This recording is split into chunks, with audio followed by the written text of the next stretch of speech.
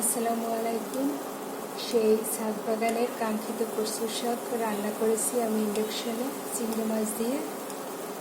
মিম বললো যে পাতাটুকু ফেলে দিব না, কারণ রোদের কচু খেতে অনেক সুস্বাদু হয়। আর এই কচুটা মূলত আসলে বাবলু বাজার থেকে লতি এনেছিলেন।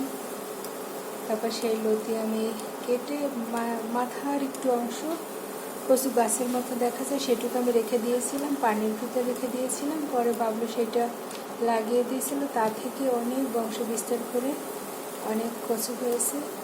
একবার হারভেস্ট করলে আমাদের হয়ে যায়। ছোটো ফ্যামিলি যেহেতু আমাদের বেশি দরকার হয় না, সেটা দিয়ে আমরা পুষ্টি চাহিদা পূরণ করতে পারি। আর কচু তো জানেন আয়রনে ভরপুর।